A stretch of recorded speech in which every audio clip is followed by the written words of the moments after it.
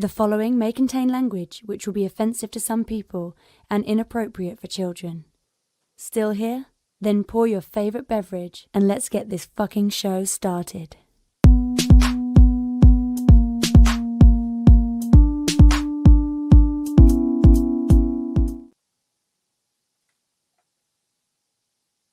Fantastic Forum assemble.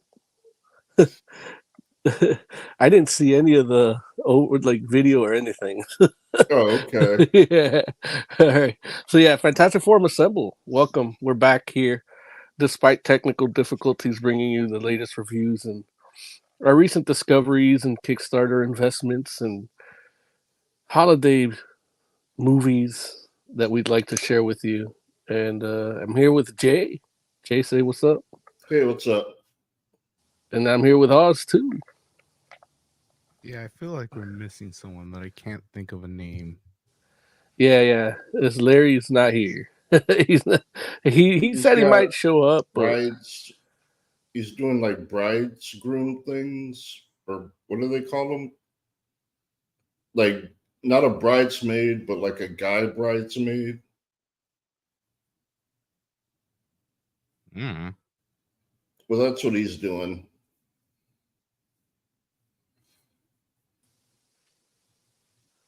Uh-oh, what happened? Yeah, I don't. I'm having internet issues here.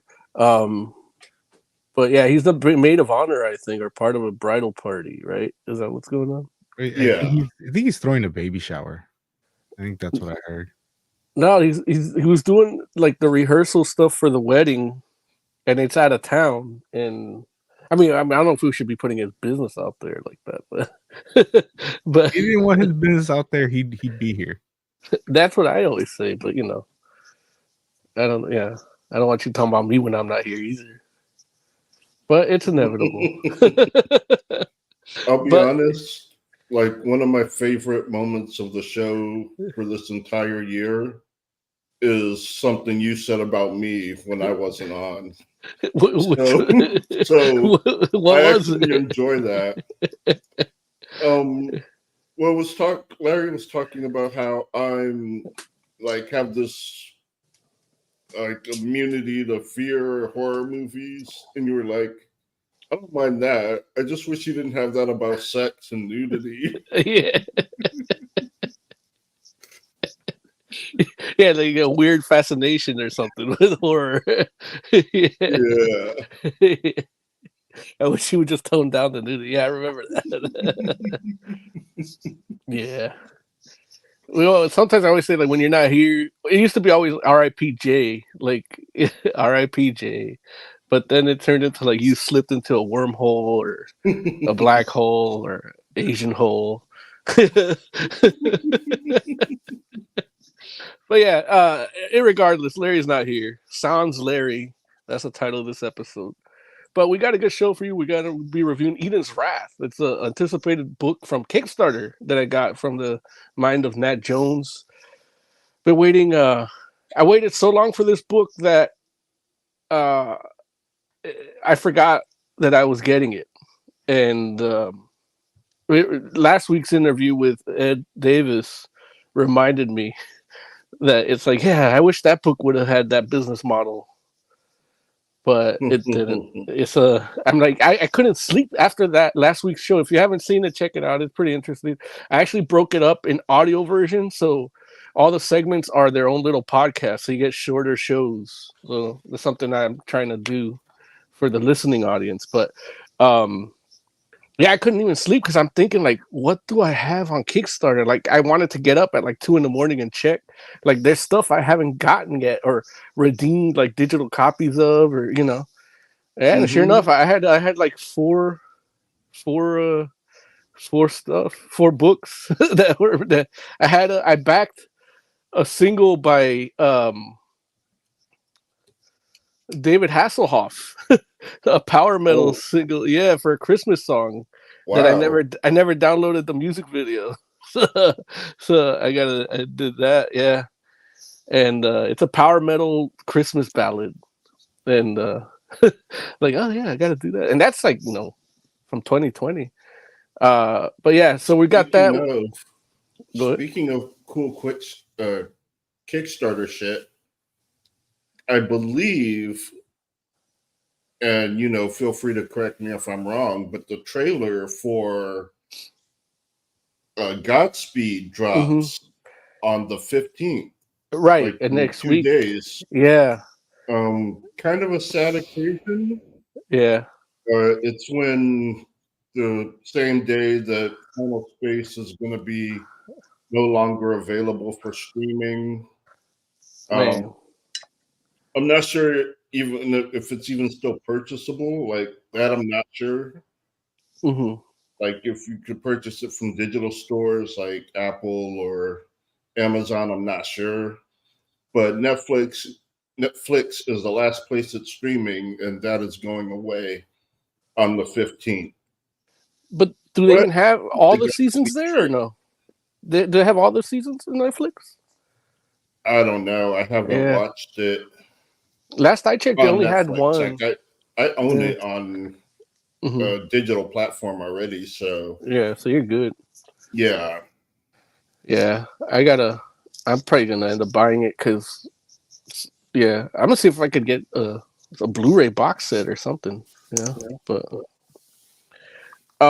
hopefully. so Hopefully, I'm not sure if it's on digital or if it's on physical. yeah, they probably didn't. The way all that went down, it's probably not even like they didn't even give it that. So yeah, so we got Eden's Wrath, we got Killing Tree, delightful holiday romp, one of the Hallmark movies of the year. I'm so mad at Larry.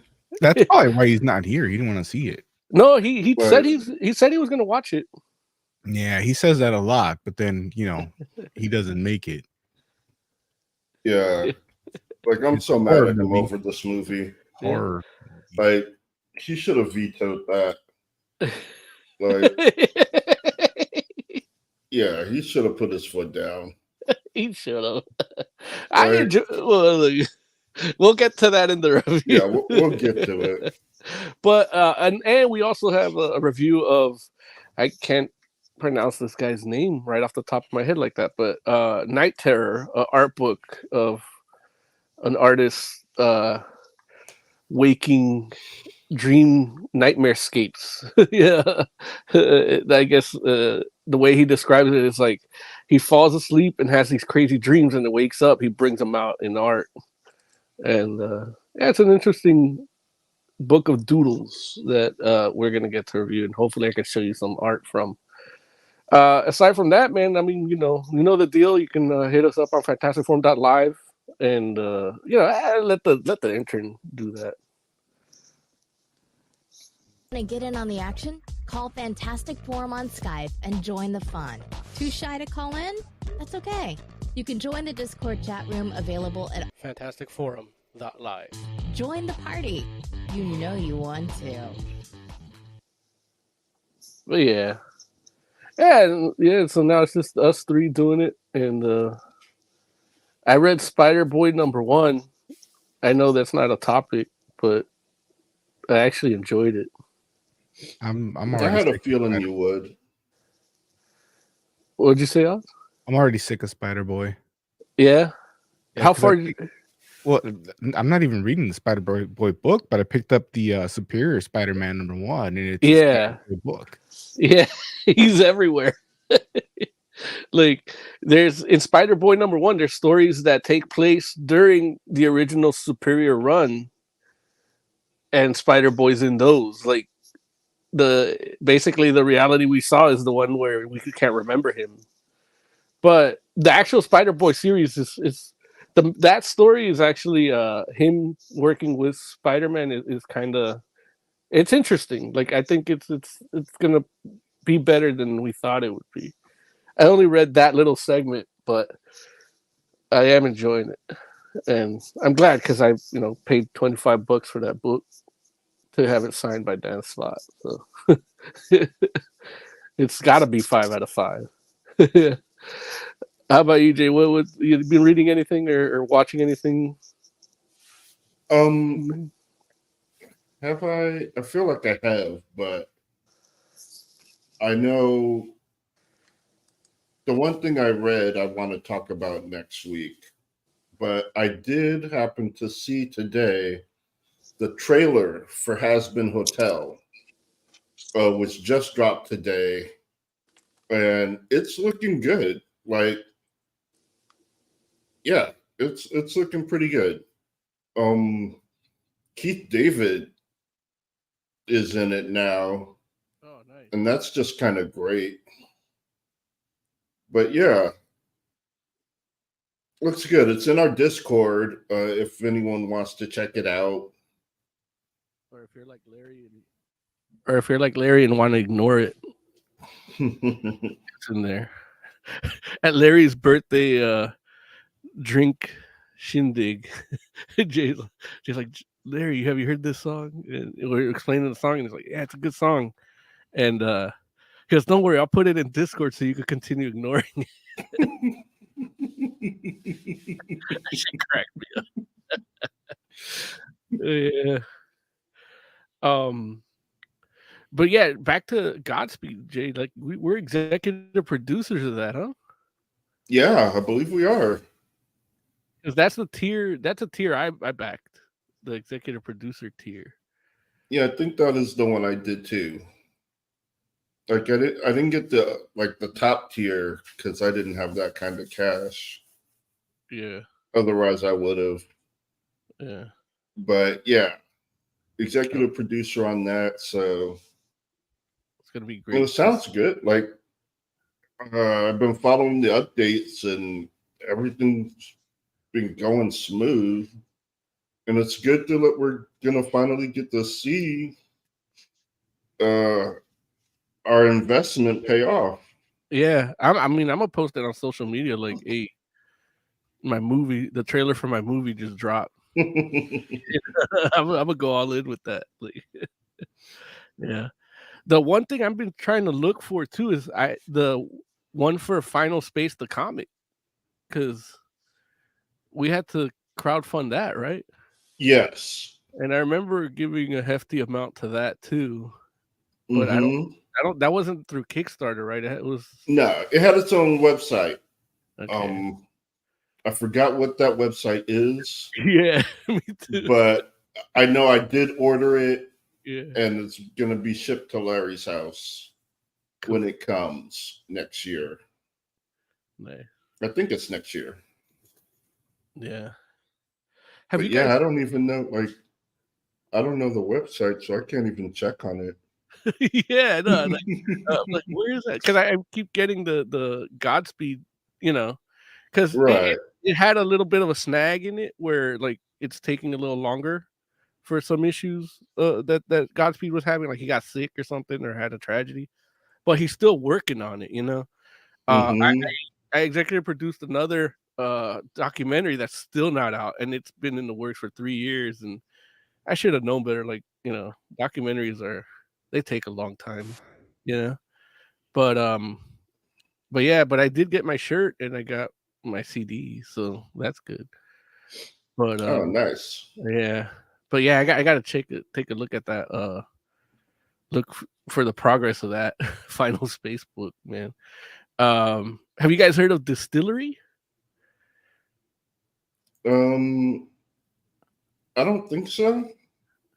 So it's a new comic book company, and it's owned by the creators, and it's like Mirkandolfo, Jock, Becky Cloonan, Tula Lote, Brian Azzarello, and like a bunch more, Cliff Chang, yeah, really like superstar people.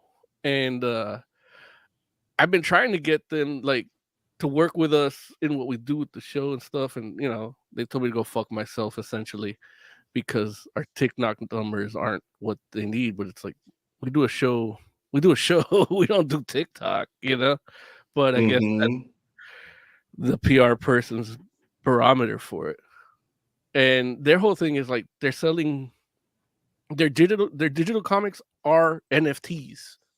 So you buy them and you have like your copy is your copy. Like nobody has one like yours, And so it's kind of cool. Like the idea is cool, except you can't fucking buy any of these fucking books, And then I try to buy some of the physical, and they're like, "Well, dude, like every time I hit buy, it says, oh, go to your local comic book shop.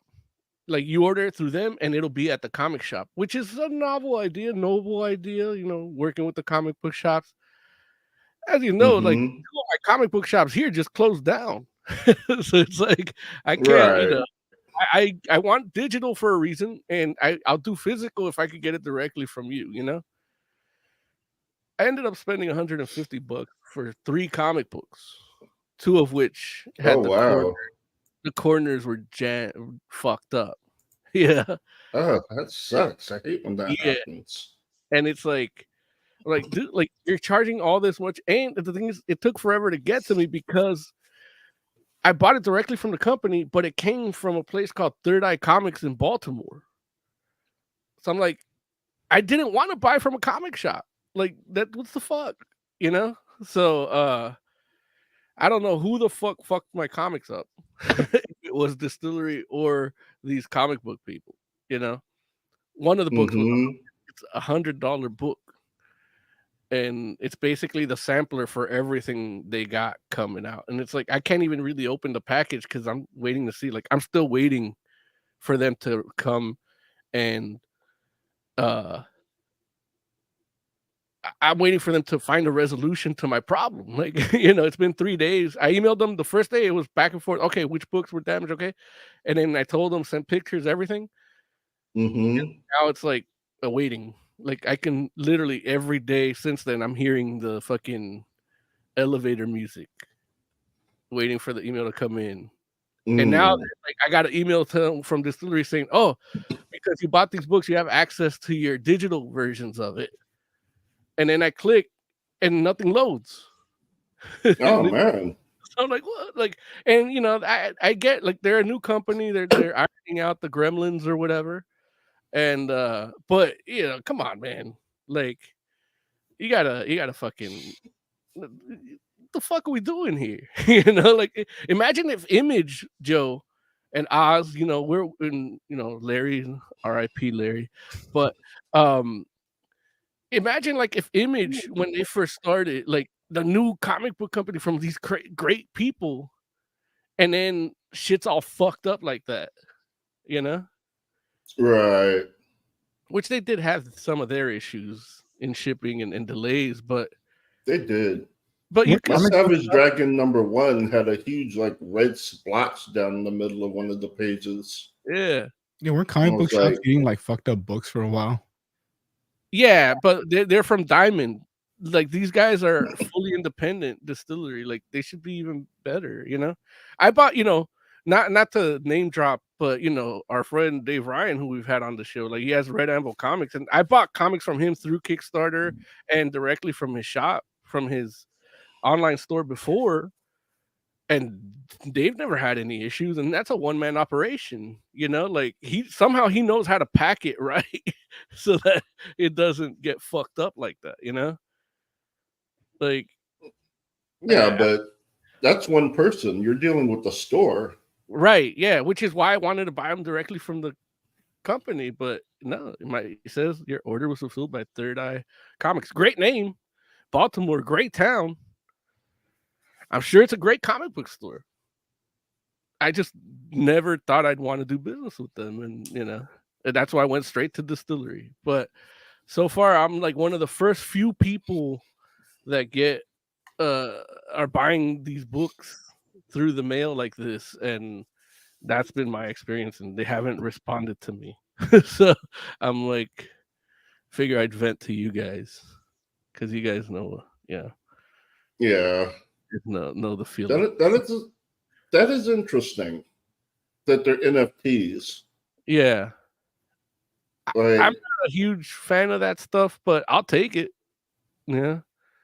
well, I'm not a huge fan of what they've done initially, Mhm. but this feels more like what NFTs were built for.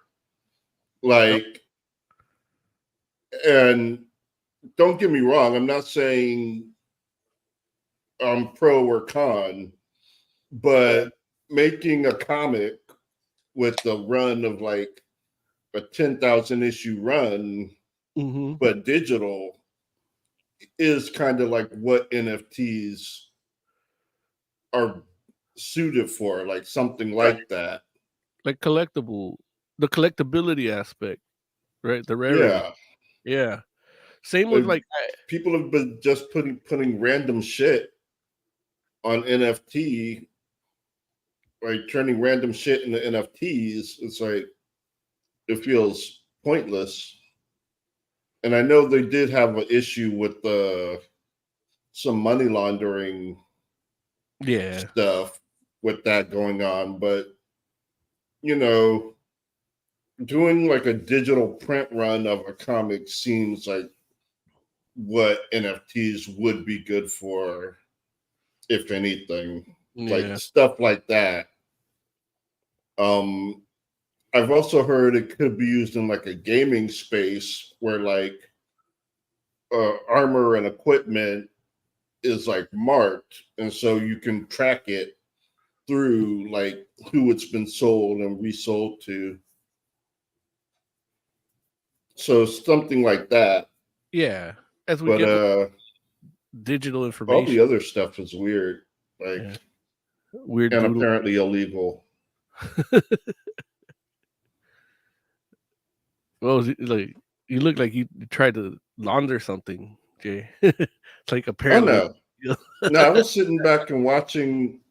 I was basically just sitting back and watching everything. Well, not everything, but just kind of watching stuff unfold. Yeah.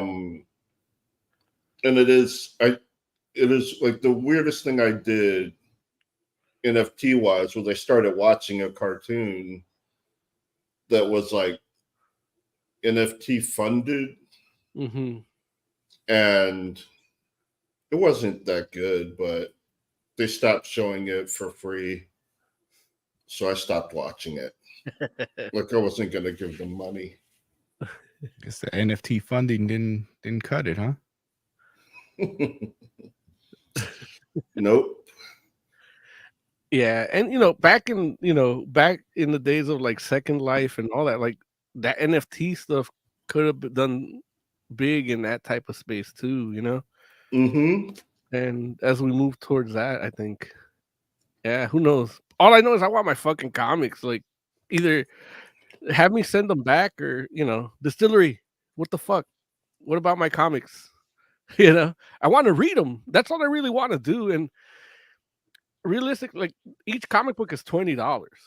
And I supposedly I have a variant cover, but it's like if you have a book by, like, I bought Somno #1, which is Becky Cloonan and Tula Lotay, two amazing artists doing a book together. The cover I want is either a Becky Cloonan cover or a Tula Lotay cover, and that's not what I got. They gave me some like cover K, like Nancy Kershaw or something, which the cover looks great, but it's not what I want. Like it's what I was able to buy on the website physically. Everything else, like the regular cover, Becky Cloonan cover, I had to get through a comic book store. And then it turns out I got this through a comic book store. So it's like, what the fuck? Like, why couldn't you just give me the regular cover? It just said unavailable. Mm-hmm. Yeah. And then I got the Cliff Chang cover for Gone #1, but Gone #1 is Wait, you're going a little too fast. Okay. Oh, you're looking at it? Or you're trying to share it? Yeah. Okay. But yeah, so I don't know which one this is, but was that the cover you wanted? That's the Becky Cloonan cover, yeah. That's the regular cover. And so Becky Cloonan and Tula Lotay wrote it, and I think Tula Lotay draws it. So it's like those two working together, like, that's just that font. Like it looks like an Italian erotic murder thing. And I'm like, I'm in, I'm in. And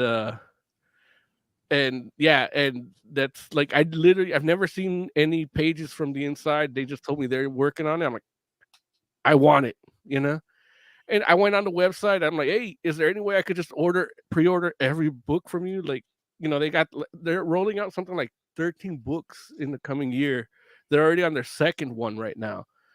Like, can I just pay ahead of time for all of them, all your number ones? You know, like kind of like we did with Image. Jay, remember that? You know, Right. So it's like, Yeah. that's what I want to do, and they're nope, the website doesn't let you. Even trying to get the books I did get, I would add them to the cart, and then the cart would disappear on the website. So it was glitchy as fuck. And look, we're here at Fantastic Forum. Oh, We're that's no weird. stranger to mad bugginess, So I don't judge them on the mad bugginess. Right now, I'm just judging them on the lack of them emailing me back. Yeah. But Well, I yeah, know sometimes it does take a while. yeah. I mean, they're probably not even like I'm probably the first one to have this issue in the company's history, which is a weird honor. That's the Tula Latte cover, I think. Yeah. Oh, it's so good. Like, I'm It ready is to give. good. I think I like the other one better. Yeah, they have a bunch of them, but there might be a Mirka Andolfo cover. Like her book that Mirka Andolfo's doing for that is great too. Looks awesome already. Called Blasphemous, and it's about like this rock star chick. And okay. There's Gone #1 is a jock book, but I got the Cliff Chang cover, which I like Cliff Chang, so I'm not mad about him. That variant cover, and especially since I'm gonna get a lot of jock art in it, because the books are premier books. They're something like 48 pages each issue, and they're bigger. They're not prestige format books like those old, they're kind of like Black Label size, a little smaller, Mm-hmm. Like 9 by 12, I think. The size of the book. So, but yeah, I'm judging them on them not reaching back out. Let me make sure they didn't email me. Well, you're talking shit. Yeah. Well, because they look, and here's the sad part. Like, a lot of people that love comics haven't heard of them. Larry hadn't heard of them till I told him about it, and even the way they announced their inception was weird. Like, every one of their artists put one letter of Distillery as their profile, like as their post that day. So you had to kind of, I happened to be following all these people doing the same thing, and it spelled out Distillery, and I'm like, what's Distillery? And then boom, it took me to this wonderful comic book website that has these amazing creators not only creating stuff for this website, but also owning it. And I'm like, here's my money, and they don't want to take my money. Yeah, that's the Tula Latte cover. Nice. Yeah. Yeah, and look, this promises a lot of nudity, Jay. Like, and horror. Nice. I like both of those things. Yeah, it's an erotic horror bedtime story. Is the way they discover that's the way that Becky Cloonan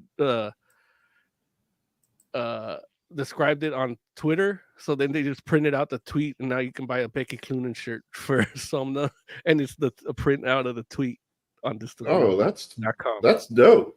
Yeah, but don't do that. Don't buy it because they haven't given me. They haven't come good with my comic. I know you'd like that, but don't do it. Don't do it, Jay. Save your money.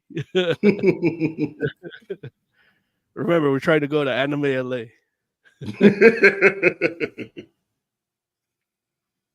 But yeah, that's my experience with them. And yeah, but the way the algorithm works, like, I'm getting commercials for them, and they're doing it like unboxings. Like, this chick's like, oh, look what came in the mail, and they're showing their Distillery books, and it's super fake. Like, it's so contrived and unnatural, and no pun intended, because they were showing the Mirka Andolfo book. But yeah, so I'm like, you know what? If they fuck me over on this shit, I'm gonna do one like that, and I'm actually gonna pay to have it promoted as one of their ads. And he talking about what the fuck, almost like a skit, like they give me a fucked up book and the wrong cover, and and we'll see. Oh, no, I just noticed you said blasphemous. Yeah, but it's blasphemous. Yeah. That's pretty cool. Yeah, man. The art looks great. I on her Instagram, she's been working on the art a lot because I think that's the one that's gonna drop next in January. So she's showing a lot of her process with that. And Yeah, I'm still on X. yeah. So yeah, all the good people well, not all the good people, but a lot of the people I used to follow for their artwork and stories and stuff just bounced. Yeah. Oh, Twitter. Yeah. Yeah. Twitter. Yeah. I refuse to call it X, so I just call it Twitter. Like I don't care what Lex Luthor says. Yeah. Lex Luthor. Yeah. Parenthetical on around the X. But yeah. Yeah, it's Twitter. It's like I'm still on it too, but I just see what, and it's actually better now because I see the people I'm following. I actually get to see what they're up to. So as long as they're active, I'm having a good time. And it's usually just regular people I've met or a couple famous people. Yeah. Right. I've taken enough time. Thank you for joining my TED Talk. Should we move on to The Killing Tree? Yeah, let's do it, Jay. Okay. That's the one music I don't have. Oh, okay. The movie. Let's do it a cappella horror music. Jay, give me I don't think I have a horror thing either, do I? Jay, give me a synth drum beat. Not currently set up for that. Yeah. Next time. Yeah. Look, I already did. Wait, hold on. Scary comic book review. Scary comic book like review. Well, not like that, but like.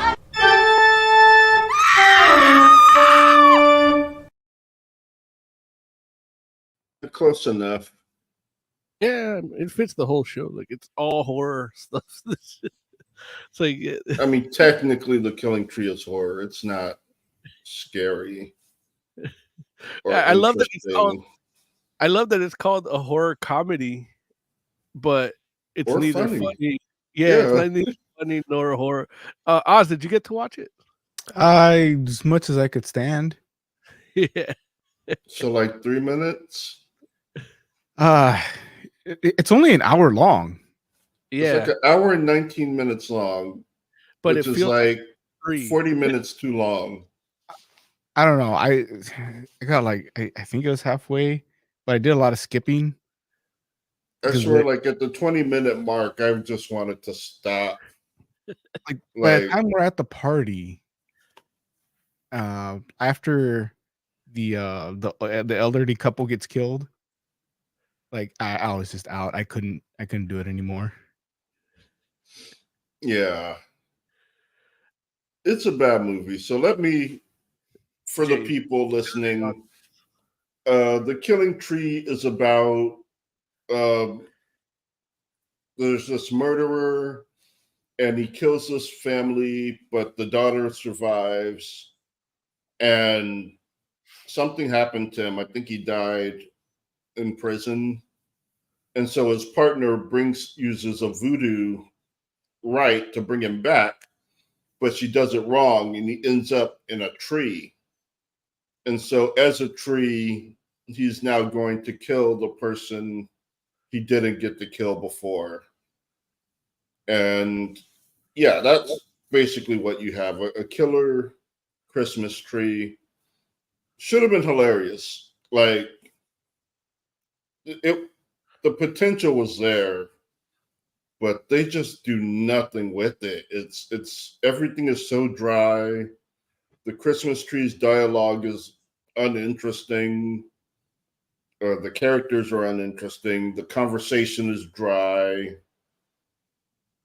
And the acting is bad too, which does not help anything. The effects were fine. I mean, for the low budget.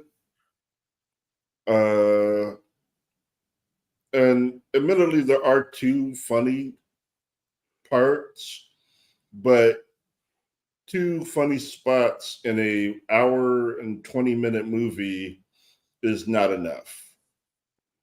I And was it's not actually scary because it's a tree.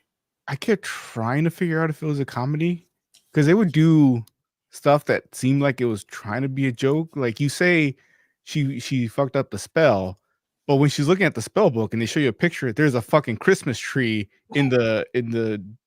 I guess it was a Star of David. It wasn't even a pentagram. Right. Yeah, I did notice that. Like, I've seen that. Like, okay, it's trying to be funny. I get, but then it's not. The Like it's writing a and the acting is so bad that there were moments where I was wondering if I accidentally downloaded like the porn version or something. I thought the same thing. I'm like, the porn parody of this, like, I should get in the business of making bad movies and do it a porn version and then just edit out the sex and make a real movie with like actual sex in it and then just do the porn version, do both versions, you know? Because this one would have fit. Like, it was so bad that it felt like porn dialogue, but it didn't even have music. So it's like the movies like this in the day that were porn had music to it and made them better experiences with or without the sex. You know, there's always that movie, Pirates, like the most expensive porn ever made. That was like a Pirates of the Caribbean like knockoff, but it wasn't even a knockoff. Like they weren't copying the story. It was just a high end porn, and that thing had like I think John Williams did that. You know, He won but awards. right. But this one, it's like there was a couple, like when you talk about the dialogue being dry, Jay, like I give it a pass only because it's British, you know. So it's like some of that dialogue is always a little too dry for me, even when it's good, you know. Like I can't watch The Crown. Like these people have like that's great acting, and it still feels a little dry, you know. But the thing is, bias. or Yeah. the reason I even know of this movie in the first place is because the writer director Rhys Frake Waterfield did Winnie the Pooh, Blood and Honey. Oh, okay. So like I kind of went there and I Yeah. kind of backwards to see what else he did. Yeah. Blood and Honey, I really enjoyed. Like Right. I thought it was good. The characters were interesting enough, and you know the violence was good. It looked good, but I'm sure he had more money for that one. Yeah. But yeah, so I'm going back to kind of see what else he did, and this was just man. It was like the difference is night and day. Yeah. Like Honey and Killing Tree, the difference is night and day. Like is in all aspects. When you talk about the tree and the serial killer himself, because he's anthropomorphized tree, his motivations aren't great. You know, like the setup isn't. It's almost like if it was just a random forest spirit trying to claim something around Christmas time, and then just scared the shit out of people, like that would work better in this case. Like they're telling you too much in a sense, you know, like even the way like they're referring everything. This is like a sequel to the real movie, which was like something more of a natural born killers type thing that happened in the past, and then they try to crowbar that in, you know, like and even the way they say like, oh, last year, like a flashback, and then it says, then they show it again. It's like again last year again. You know, like it's like they're trying to be funny, but it just doesn't. The joke doesn't land. You know, Right. and that's where it's like, okay, you got a story of a serial killer that has, for some reason, wants to prove something about Christmas, but they never say what they want to prove. You know, like they're targeting these people around Christmas for a reason, but they never give you a reason. You know, and that's where I'm like, yeah, this isn't like. You really want to make a movie about a tree killing people, but it's like you could do Swamp Thing, like like knock off Swamp Thing, like You don't have to do. You could just do that. A monster like a spirit, a forest spirit that embodies a tree and kills shit. You know, it would make Mhm. it would make him better to walk because he could just jump from tree to tree instead of you seeing the guy's boots, depending on where the lights was in this movie. You know what I mean? I did like the practical when they were doing it practical. And yeah, you could see his gloves at sometimes. Yeah. And then like where Which his face would be, like the little part. yeah, that I didn't mind. Yeah. But I didn't just either, but it's I just just was a big bored. comparison. Like Yeah. it was just so boring to me. On a technical level, it did have some like lip syncing issues. I don't know if you caught those, Jay, but there's a couple of those where like they're not talking, but they are, or they're Dude, I talking. was trying so hard to pay attention, but I kept pulling out my tablet and playing games while watching it. Yeah. Like, yeah. Like I've been playing that match 3 game with the king and you have to save him from stuff. Uh, yeah. Those I ads was got not, you, huh? yeah. Yeah, the ads got me. That's how they get your Xbox Live password, man.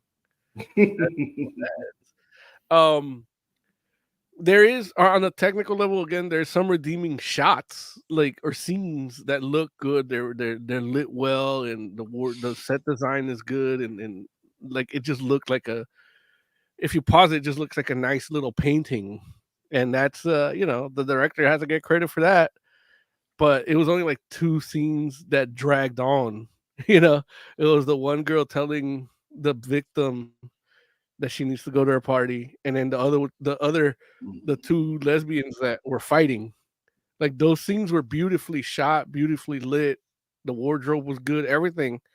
But that one lesbian seems like that seems just crowbarred in. I'm like, is this the past? Is this like, are these people looking the same to me? Like, what's going on here? Like, am I missing something with? Because they just went to that out of nowhere. Like, I don't know who these people are, and they're like they're not supposed to care about what their troubles in their relationship is. Later on it comes. It pays off in the sense of how it all goes down, but it's still like there's no introduction of these characters at all. It just feels like a jump. Like the shot itself looks good. It just doesn't feel like it's connected to any part of this movie. Yeah. I don't know. It was disappointing. So I started watching Fire NATO, which is another one of his movies, and it's slightly better. That's more like Asylum level. Yeah. But so I don't know if this is just a fluke or if maybe his other writers help him like more, because I think he is the sole writer for this. Yeah. So he might need friends to help him write. It's as much as like a creative vision a movie could be of the director, and especially when he's writing it, it's still a collaborative effort. It takes the performances have to be on point. In this movie, like a lot of it comes from the set design and how everything looks to the cinematography. So that's a team's effort too, So I like how the movie looks, but the movie itself isn't that great. Like there's some technical achievements for him here, but the story itself, if you don't got the story, I think he just dragged his wheels too much. Like he tried to do something. If he would just left it unexplained, like Lovecraftian nature spirit coming to kill you, or do straight up fucking serial killers, just give us a good reason for why they like. What is the meaning of Christmas? Like, give us a monster that can teach us what the meaning of Christmas is, if that's what your movie's about, But I they don't. mean, do they mention Christmas? Yeah, they Yeah. were. The people they targeted was specifically because they were more affluent and materialistic around Christmas time. But but again, it's like, are they saying it should be more about Jesus instead of Santa, or should it be more about like the winter solstice than anything else, than materialism? Like, there's no clear They answer kind of on what they are. They seem pagan, but they don't have, like, he's also wearing jewelry, you know, like he looks like Ozzy Osbourne and Mr. T had a kid. yeah, he's got all this weird jewelry on, but then there's like crucifixes all over the place. Yeah. Like I thought it was like a religious thing, but then you see the guy and plus the ladies like doing a voodoo ritual to bring someone back from the dead. Yeah. Like it doesn't. Well, the visuals they give you don't tell you what the script is missing. Like you can get away with not saying it if you can visually tell us. And it begins like that. I thought at first it was going to be like a religious thing because they showed that cross so much. Like it seemed like the first 10 minutes of the movie is just the cross and the old lady. Yeah. I don't know. How do you guys feel about? Oh, well, Oz, you didn't get the ending, huh? No, I couldn't.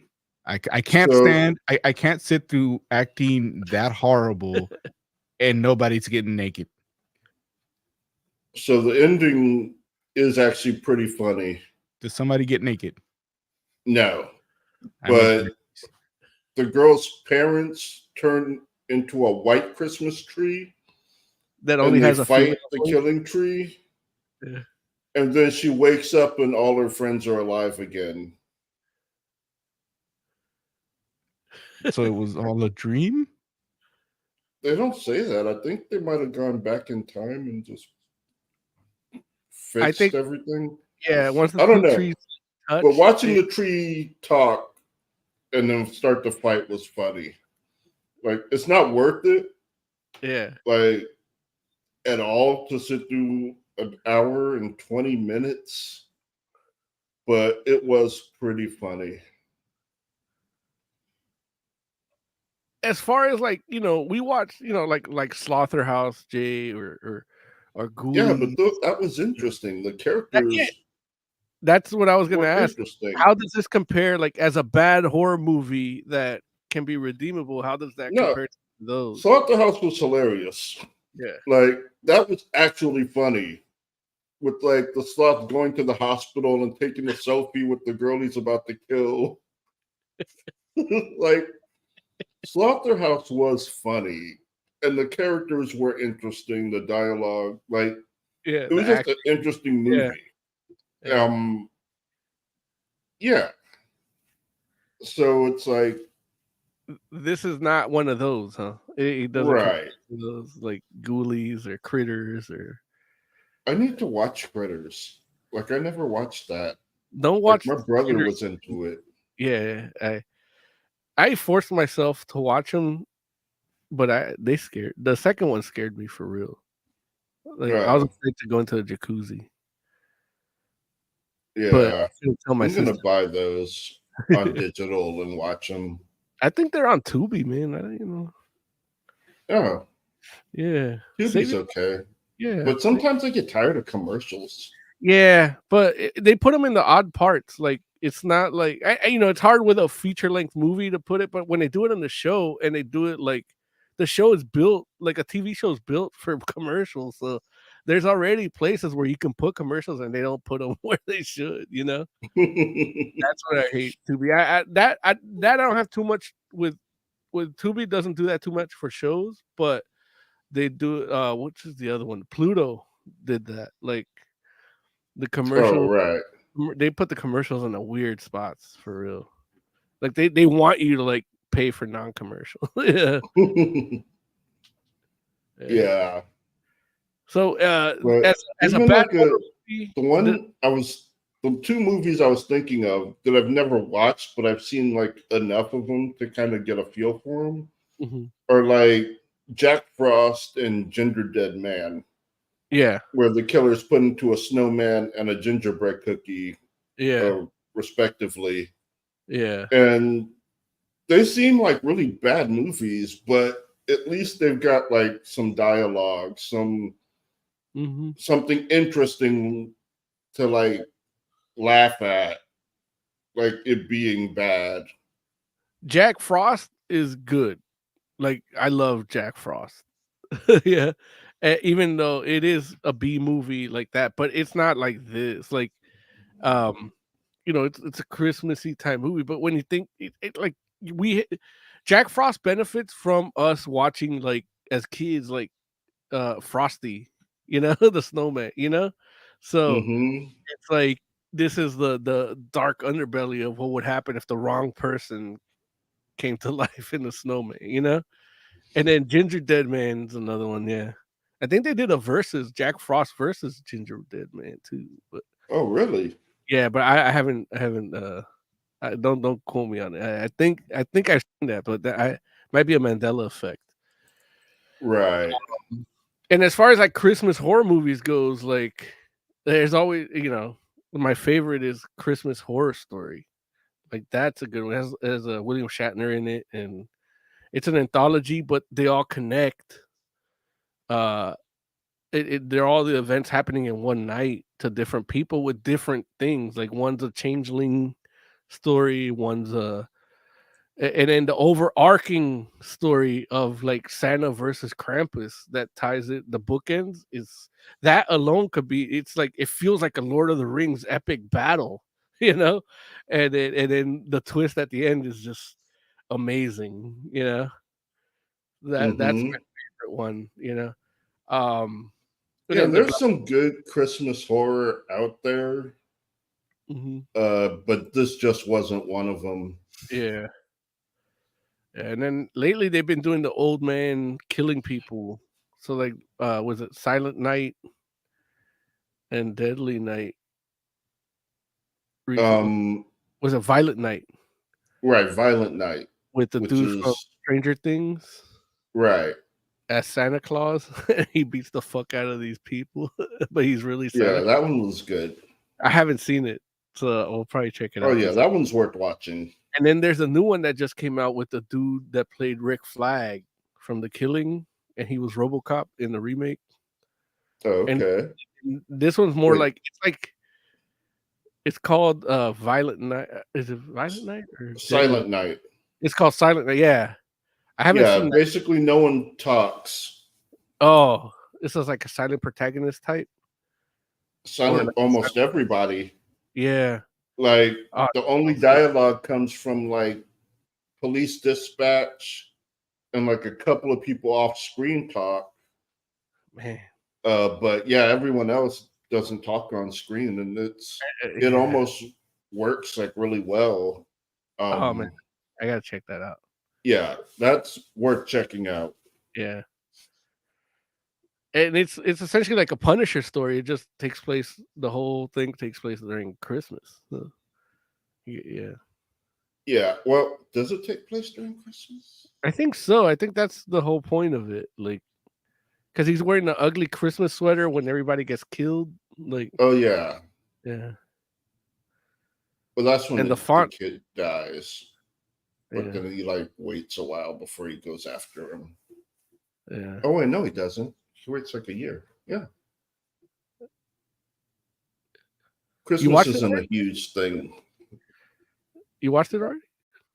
Mm-hmm. Oh man. It came out a couple weeks ago, I think. We should be reviewing that. Yeah. Hey, but all this my next Christmas movie is gonna be Aquaman.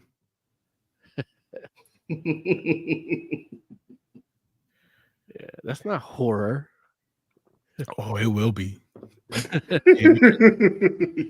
I've I heard the screening results that made him go reshoot for like 3 months. They just kept getting worse and worse, and people were walking out of the free screenings. Is that bad? That's what it was before the reshoots. Man. Yeah. We should rate The Killing Tree. Yeah, because we could do a whole other show of like how to make comic book movies, because they're making comic book movies wrong, like everybody. Yeah, but we'll get into that possibly later. Yeah, Jay. What would you rate it? I would give it a 1 out of 5. Okay. It's too long. It's too dry. It's too uninteresting. I just did not enjoy this movie at all, except for those 2 parts.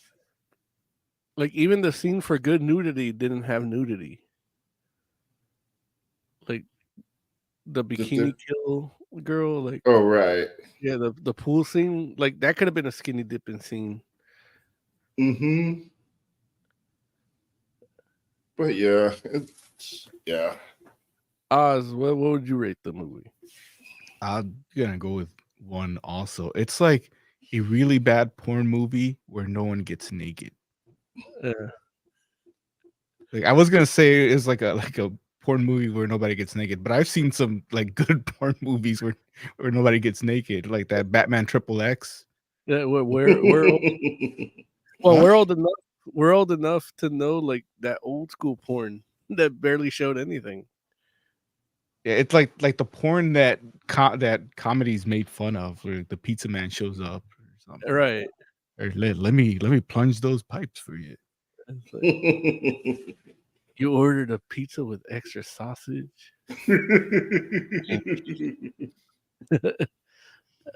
Yeah, I would give it a 2.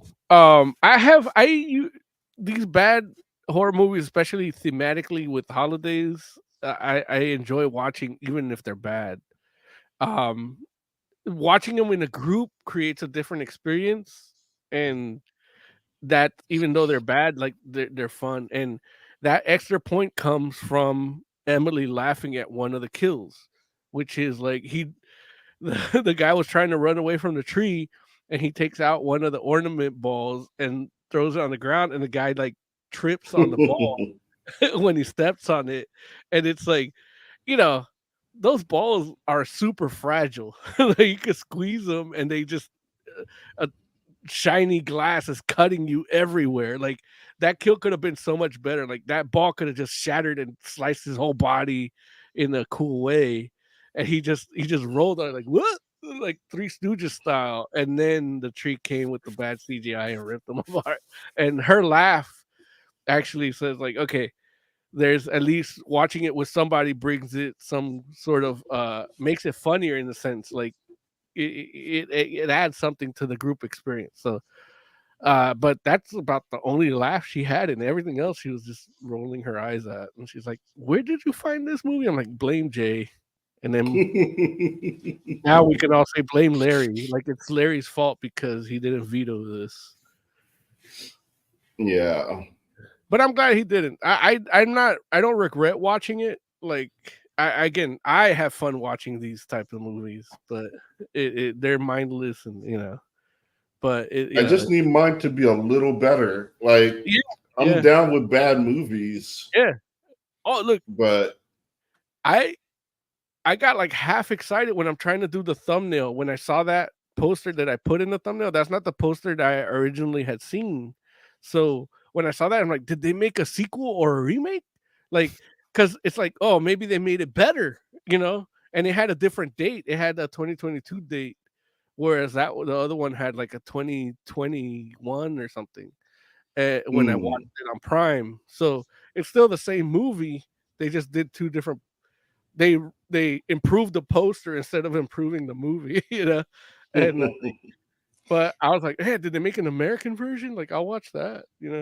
That'll have better kills, or But yeah, like yeah, we'll see where these Christmas movies go. But yeah, definitely, yeah, we should do a countdown like next year, the best Christmas horror movies.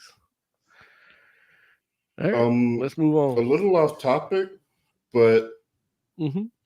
Oh wait, did we talk about Thanksgiving already? I can't remember if I talked about that with you or if I talked about it on the show. No, we talked about it. I think we talked about it at Larry's birthday thing, but I don't think we talked about it on the show. Oh, and then I still Thanksgiving is actually really good. That turned out to be great. Yeah. Thanksgiving is about a guy of course, that goes around killing people. After a tragic Black Friday, he goes around next year killing everyone involved. Yeah, it's Eli Roth having fun, which is awesome. Yeah. Yeah, there's been a few Thanksgiving slasher movies, and then his is like he wants it to be like when he's out promoting, he's like, I want this to be the like Michael Myers of Thanksgiving, you know. So it's like he's gonna want it to spawn sequels and everything. So, but yeah, I really want to see that, so I'll probably check that out. It should be streaming soon. Should be. Yeah. So All what's next? What do you guys want to do? You want to do Night Terrors or do you want to do Eden's Wrath? Let's do Eden. Eden. All right, let's do that. Eden's Wrath. It's a like I said earlier in the show, it's a book that I kickstarted, and it's called Eden's Wrath Volume 1 something moon or something. But but it is it was fully funded July 15th, 2021, and it didn't get fulfilled till October 31st, 2023. And so I got it, and I didn't get any well, let me start with the story. The story is about these two girls that their mom went missing in the woods in Georgia somewhere.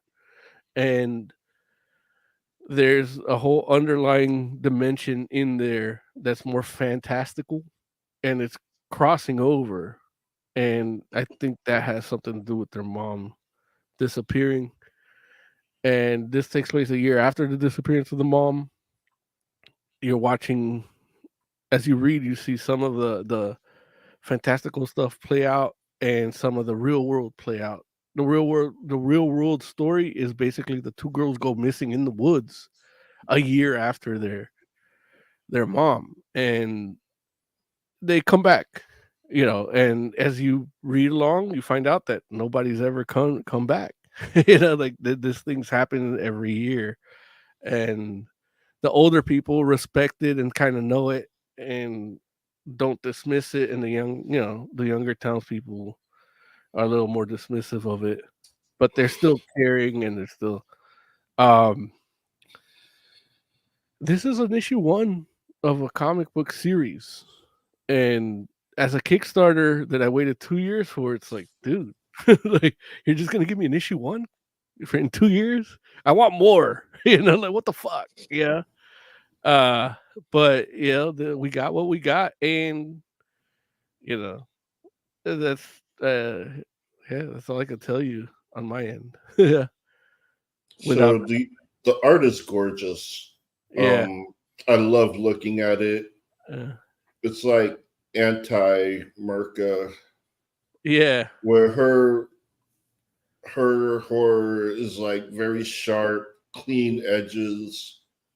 This is like the polar opposite, where you get like this, like everything looks bumpy. Yeah, and like rough. Yeah, and it flows throughout the panels. Like, yeah, and very almost like I always compare it to like an Angel Medina. Well, Nat Jones's art, I compare it to Angel Medina or like Clayton Crane, McFarlane, and like Capullo, Yeah.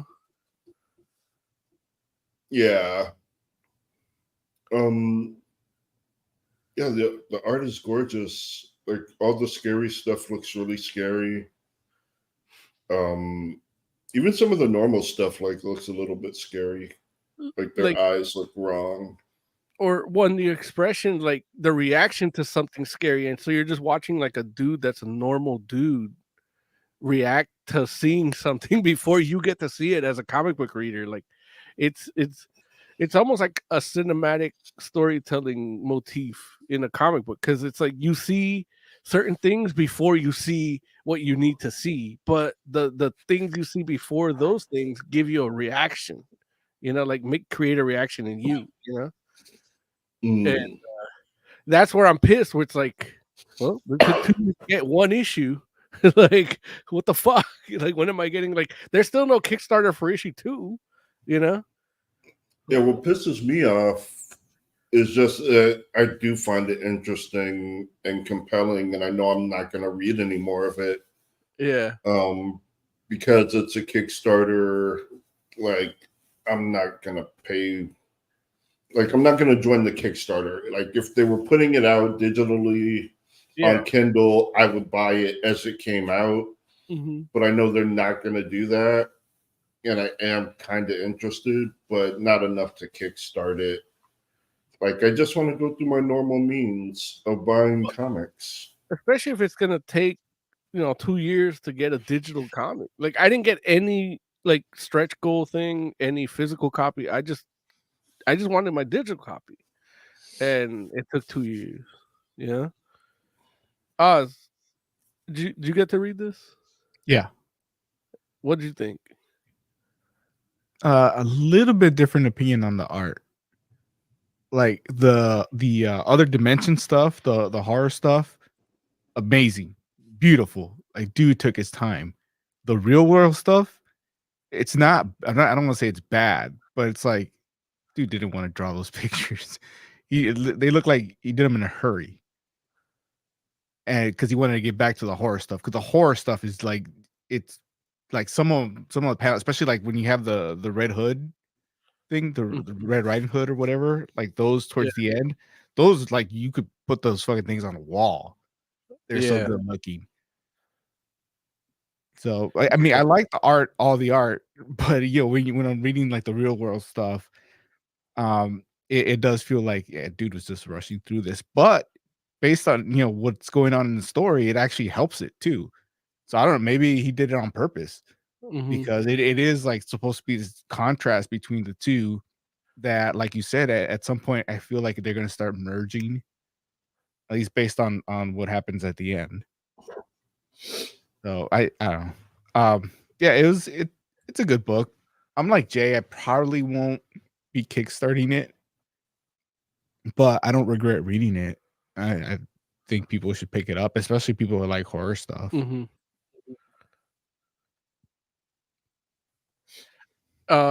Part of the reason it took long is because he got tapped by Todd McFarlane to do that, Spawn Universe stuff when he rebooted all the Spawn stuff. So he's one of the main dudes. I think he was doing either King Spawn or I think he was doing King Spawn. So that's part of why it took longer. But again, it's like, we talked to Ed Davis last week, and he's like, I want to make sure like I have it ready for the Kickstarter. So it's like, I'm selling it through Kickstarter, so it's done. I'm not gonna kickstart it until it's ready to ship.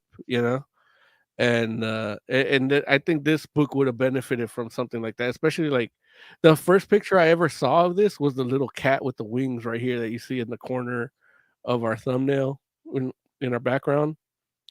And that was like one of the first things I saw when he was teasing the project. And I'm like, I'm in. I've been watching him draw stuff on Instagram just for fun, like doodling and stuff he's working on and stuff. And I'm actually unhappy with the digital copy that I got, because I felt that the physical book would have looked better in color wise. The colors are so good in it, so vivid, and so they're a little monochromatic. Yeah, that's the cover right there. But they end up looking washed out when I'm actually reading it. I don't know if it's an issue on my end or what, but I did do some corrections. Jay, that's your PDF? Yeah. Yeah, scroll down a little bit. It looks like some of the pages look like they're with a filter, whether it's a red filter or blue filter, depending on what you're looking at. Yeah, I felt like, well, for me, I felt like they just scanned the physical book, and that's what they gave me as a digital copy. Which, I mean, it makes sense if the book was actually drawn on paper, which is probably the case, you know.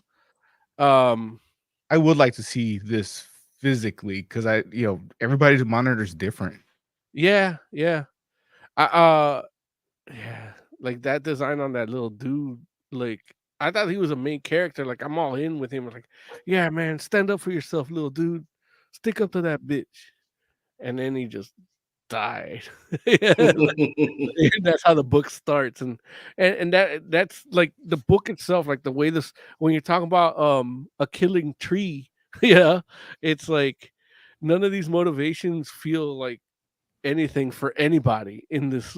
Even the chick like trying to dump the other chick, like their motivations don't seem to make sense. Like, oh, I want to dump you because I talked to my friends, and then like this little dude is like, I'll never help you, and it's like I don't know what he's trying not to help her with, but I stand with this dude, like it's just better storytelling, like, and this what this would got. I'm gonna try and share a couple of my edits here. I'll do screen. Oh, hold on, Just let me see what for this is. real world. Yeah. Yeah, I can see where Oz says that, but some of those pictures were actually really good looking. Like, maybe not in that page, and that's probably part of like what the Kickstarter was, where he's like working on it, and but some of these look really good. Towards the Yeah. end, they look better for sure. Yeah, when you Like, get to like the green ones, from then yeah, on, even when it goes back to the real world after that, like yeah, those are some of my favorite pages from this book. yeah. Jay, I'm gonna share some stuff now to Mm-hmm. if you'll allow me. Uh, so this is like some of my corrections. I don't know if you guys can actually tell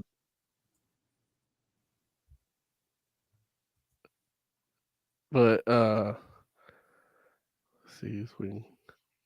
So I color corrected some of these. Yeah. So like right here on the left is a gruesome image that's just not as vibrant. Like it just looked this left side looked a little washed out to me. And so I went ahead and changed it. That's just an example of like it just looked desaturated. Like the copy I got.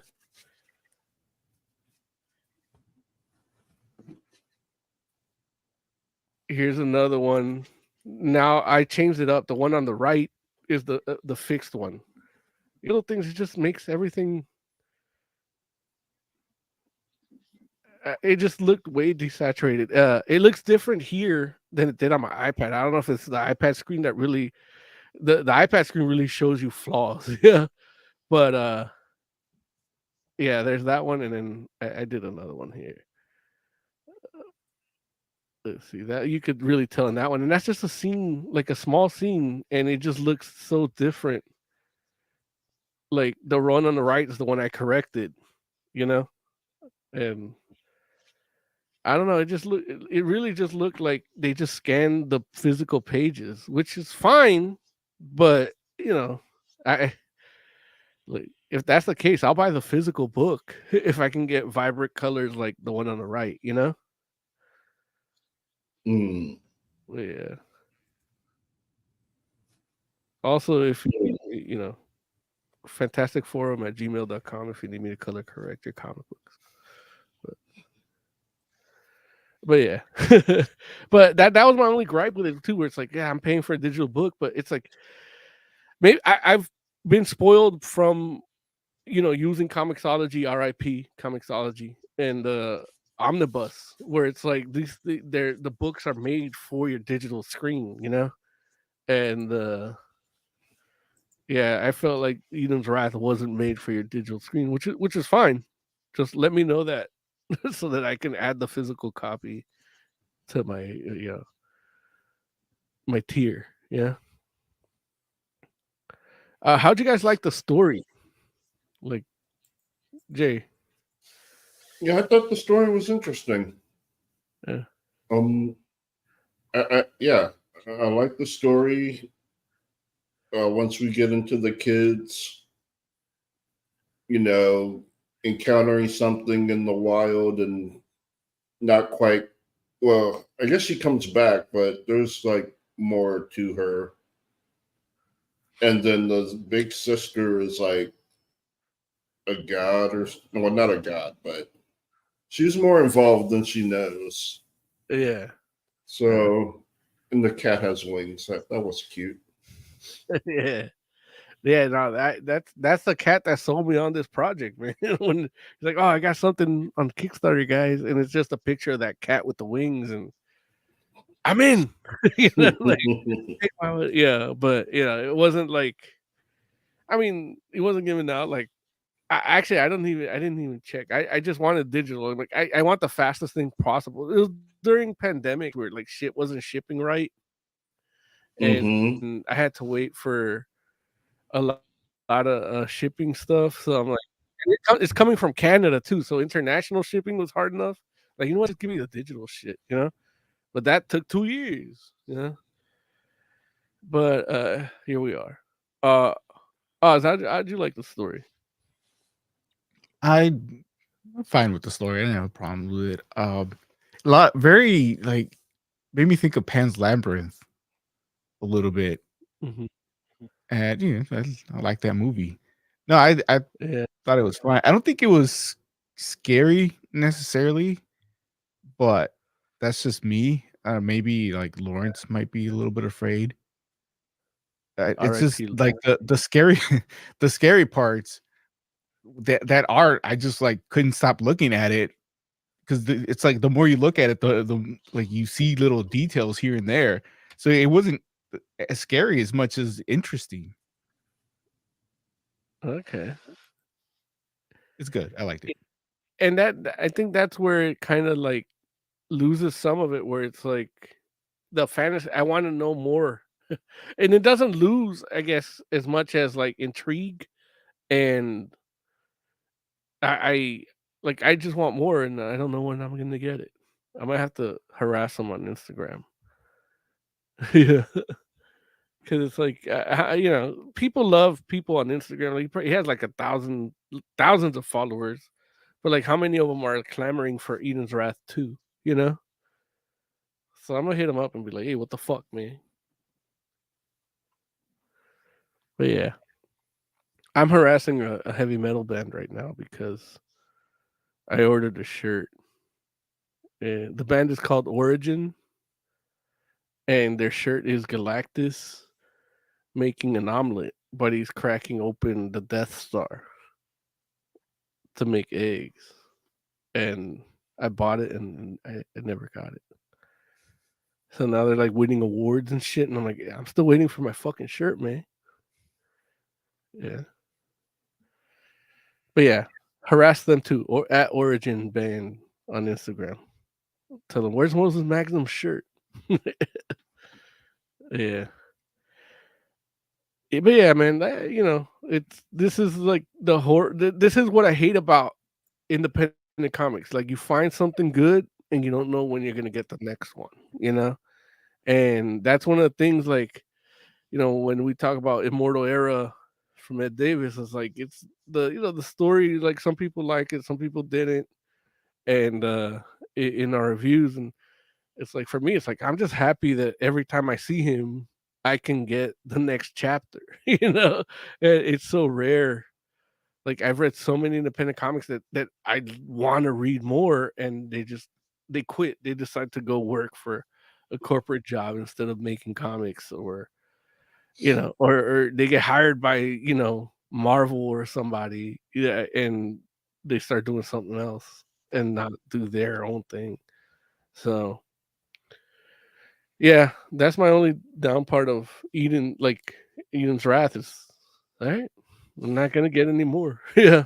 But Jay, if you can help me harass Nat Jones on Instagram. to get Eden's Wrath 2. Like They that have was, a cover for the second issue, so that's a start. yeah, but Anyone could draw a cover. yeah. They just took a picture and put 2 on it. All they have to do is do the cat. Like I could give you a cover. That's the actual cover. It's the Yeah, cat. like I could get you a cover for number 2 right now. Like, where's babe? Give me my iPad. Like I can make it a Fantastic Forum official NFT cover if you want. Yeah, I could do that. Yeah. But as the ratings go, like Jay, what would you rate Eden's Wrath number 1? Fluctuating between a 3 and a 4. And part of it is that because I do find it interesting. And I know I'm not going to get to read any more of it. So, yeah. Yeah.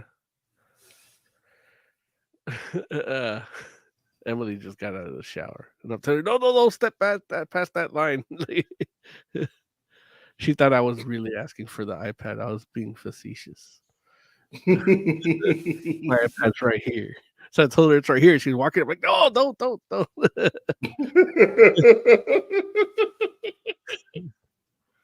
It's like I don't want followers like that. Oz, would you rate it? I'd probably go 4 also. 4. I'm glad I read it. If volume 2 like shows up, I'll probably read it too. But I'm not gonna go looking for it. Yeah, I loved it, and it's a 4.5, maybe even a 5. Like I love the art. I love like the picture I showed you where like the dude discovered the dead, like the colorist. That's where like I figured like we need to color correct this digital copy because the color, the it's like like movies do the blue light for night, and they did it in that panel where the guy let me see if I can share it again. But it's like if that color was saturated right, like it really like it's a blue light hitting that guy, but his face is pale, a fear. Like the color emotes what he's feeling, and that happens throughout the whole book a lot. And like even how you say like there's the the green section, the blue section, like, and it's like the art changes as it goes, and it's a really really interesting way to tell a story, and yeah, but yeah, 4 out of 5, man, for me too. Like I loved it. I gotta start harassing him for number 2. All right. Next on the docket is Night Terror. Night Terror is it's an art book by Jay. Can please tell me you got the dude's name handy?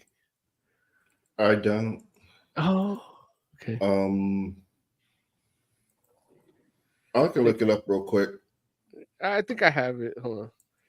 Let's see. Not you, Spider Boy.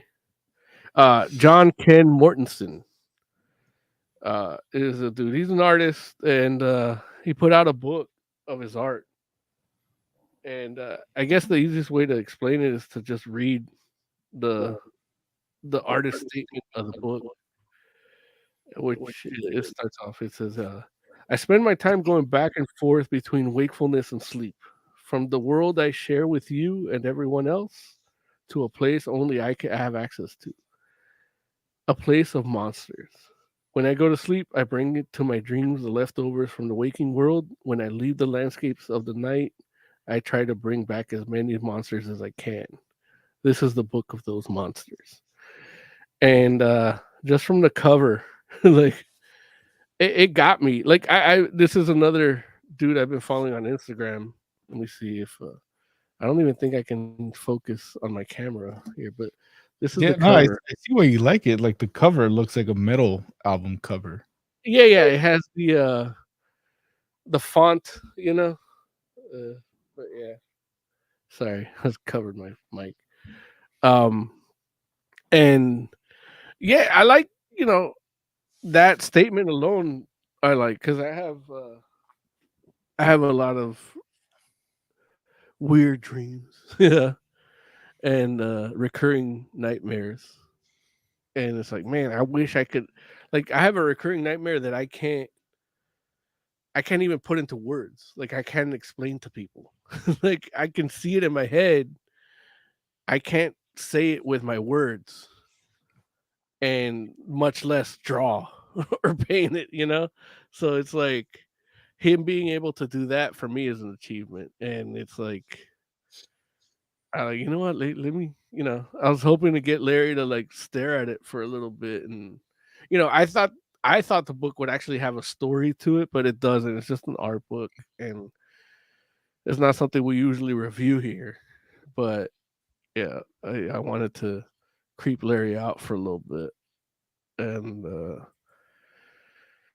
yeah, that was my experience with the book. Was essentially just peering into this dude's weird brain when he's sleeping, and you know, some of these pictures created a reaction, and yeah, that's how it had, yeah. What did you guys, Jay? How was it? I know you read it during the show last week, like uh, or during, Yeah, it was yeah. cool. I remember you saying, "I hate this book already." Like, yeah, it was cool. The pictures are cool. We took time, and some of the captions are pretty funny. Oh, You sorry, say? I got a little delay here, but I remember you saying, "I hate this book already." Sorry, I think I'm lagging a little bit. Yeah, me too. This, I think I it's just tried to Jay because open Kindle. yeah. Oh, okay. I'm hearing you fine, so I think it's just Jay. Yeah.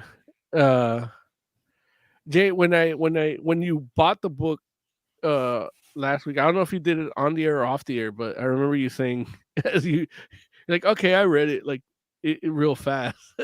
And I Yeah. remember you he's like, oh, I hate this book already. But has your Did I say opinion, that? I think so. Some or like, Uh, I don't like, I'm already not liking this. It was a little harder to find, and you know. oh, yeah. I don't like when I can't find stuff. Yeah. And I know I thought the title was, that generic metal font. Yeah. Like, dude, that's one of the reasons I love Party Cannon. Yeah. It's like, they said, fuck that font. Yeah, they have little like party balloons. Yeah. It's like more metal should be like that. Yeah. But yeah, generic metal font. I was like, whatever. But the art is fine. Some of the caption artwork is pretty okay.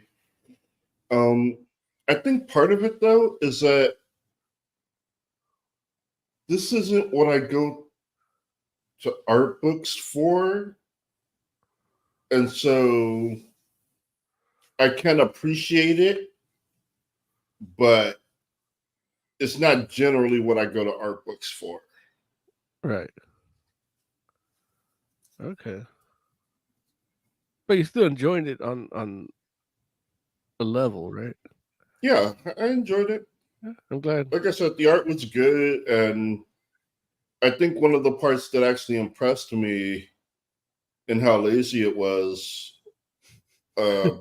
is that he stood towards the end of the book. He just starts putting in his like post-it note drawings. I love those. Yeah, that was it was cute, lazy, but fine. I don't know, inventive.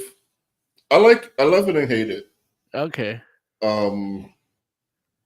Yeah, there's just something about it that like makes me feel good that he put his post-it notes in there. Post-it note art is something I particularly love. Like, I've done a few myself. Like, I did I remember like one that sticks in my mind, and it's actually on my Instagram, way deep in the feed. But it was like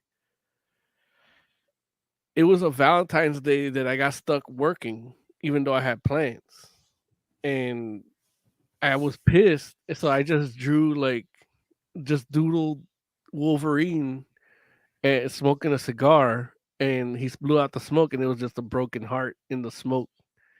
And I'm like, so with that, I'm like, ah, man, like this little thing kind of gives you a confined space to fill with whatever you're thinking. And then I've seen some of Jim Lee's posted art, and then there's like posted art challenges on Instagram that I followed, and seeing him do his style, like his style is really like it feels like it needs a good amount of space. And so seeing him do it on post-its, it's like, if I practice, I could be that good, or that You know, they come terrifying. pretty big now. Yeah, but I like the squares. I don't like, No, I mean, I'm pretty sure he's using the big ones. Yeah. Like, Well, the he's shape, not using the ones you're thinking of. Like, yeah, he's using more of the longer ones, or a bigger pad, 4x4 inches or something. But I still like looking like something about that yellow, and if you can make something pop on that yellow as the contrast, like it works good. Like I've seen a lot of stuff, people experimenting with like whiteout and ink, and do some good shit with the post-its. Yeah, he's probably using like an 11 by 11. Shit. Now you might as well have a legal pad if you're doing that shit. The fuck? Use those lines too, bitch. Nah, do that shit in the 3x3 3M. In fact, Yeah, I do don't think he do that. I don't think he could solid do that. shit, man. Do that. What is it? The Balzac brand, not even the 3M. Do that. You use that crappy paper. I want to see you do good shit on that crappy paper, motherfucker. Sorry, I'm a paper snob. Yeah. I used to sell paper, as you know. But Oz, man, how'd you like Night Terror? I'm kind of with Jay. Like the guy's obviously a good artist, and I like the idea, the concept. Not my kind of art. Never really been into it. Okay. So, like that's the kind of stuff that I enjoy when it's like medieval shit, because a lot of stuff in medieval times was like just horror stuff that people drew like this. But even that, like just like Jay, that's not what I go to art books for. But it's well done. And again, knowing that it's stuff that he woke up after having a dream and just started like putting it on paper, means this guy's been doing a lot of drugs or it's just really messed up. So yeah, it's fine. How much is this book? Or both? It was like $6.99, I think. Okay, that's not too bad. Jay, it was like $30. Oh, say again? On Kindle digital. How much?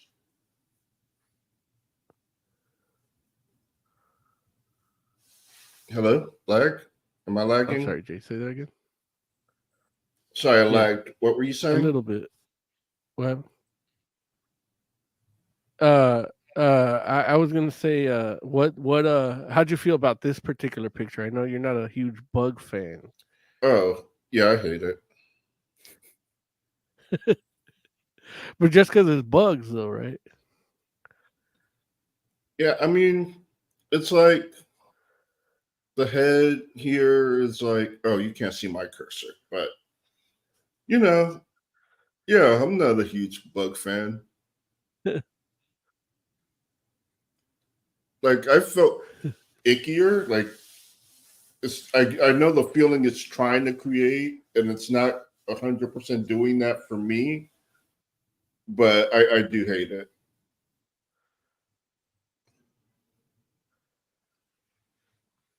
One of the weirdest things was this picture for me.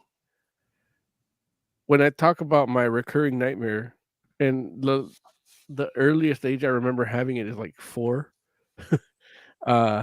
This picture, it comes close to describing that dream, And then so he has a couple of these where a house and then disturbing shit around it, and then that's kind of like I took screenshots of those because, like, man, he actually managed to capture a few of those that happen regularly. This is another one, and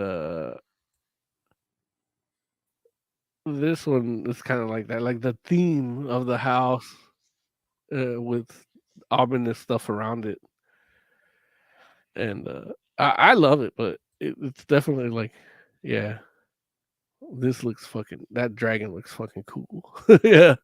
But it's still the theme with the looming monsters outside of it. Like that's just something like if I could describe that nightmare, that's the base description. It's like there's a house and there's demons around it. And, but it's still not what it looked like in my head, but that's as close as we get is that book. Yeah. Uh as an art book, Jay, like what would you rate this? Like, I'll give it 3.5 out of 5. Like a lot of the work is really good. Some of the captions are interesting. Yeah, overall, I think it's a pretty good book. Cool. You do kind of get a lot for the price tag. Mm-hmm. Yeah, it was like $30 for the hardcover. You got it on Kindle for about 6 something. That's pretty good.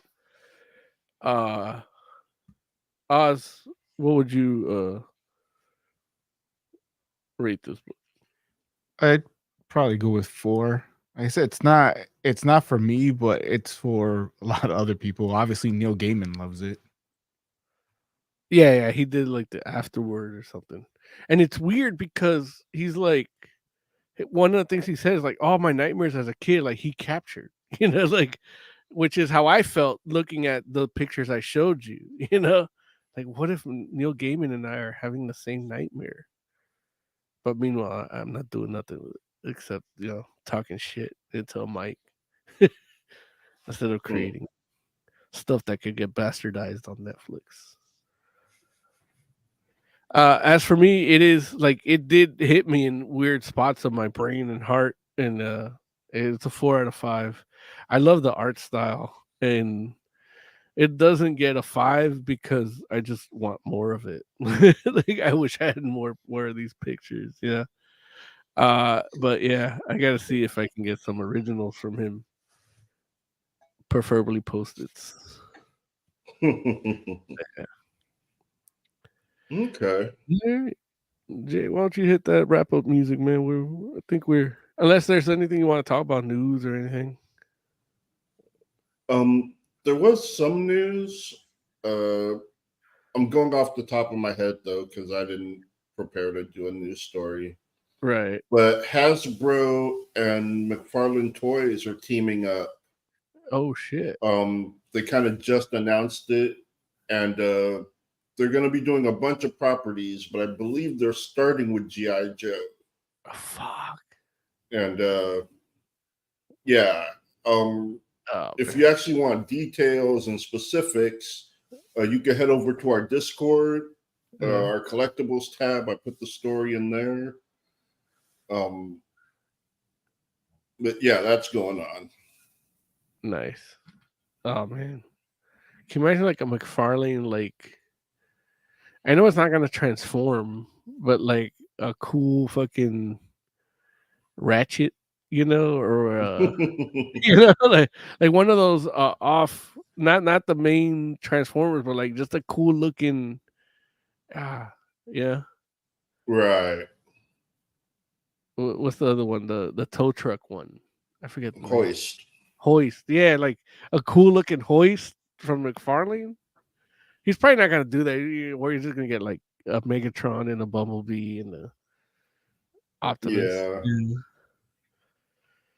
It'd be nice to get a Wheeljack though. Yeah, like get a cool McFarlane, like, you know, that's the opportunity to do those. Like, yeah, they're probably not going to transform, but, you know, a cool looking one, you know, especially now after seeing like the Daniel Warren book, you know, like that's one of the things about that book is like we want to see more Transformers, you know, like in that style, even though, you know, it's not super form factory, you know, but Right. do you got any news? Any packages, unpackaging? My latest one went up. Yeah. All right. That's the punchline. Yeah. Yeah. It's got a cool soundtrack. You got a lot of head on that one. Click here to see Oz get a lot of head. I still think those eyes are cross-eyed. Like I can't look at that without laughing. So weird. Yeah. All right. Final thoughts, Jay, man. Give me some final thoughts. Looking forward to Hazbin Hotel this January. Oz, some final thoughts. Next week, Aquaman 2. Yay. As for Larry, I don't have the buttons that say "fuck you, Larry," so I can't do it. But yeah, thanks for not showing up, and you know, I think we still did an okay job. But you tell me in the comments. We got a lot of stuff coming, you know, in the next year and next few weeks till the end of the year. So just go subscribe, like, hit the bell, enjoy our stuff, watch our other content. We try to make sure there's other content aside from the live stream on there. And yeah, man. So then, have a Merry Christmas, Happy New Year. I don't know if we'll see you then. But yeah, you always find us here at FantasticForum.live.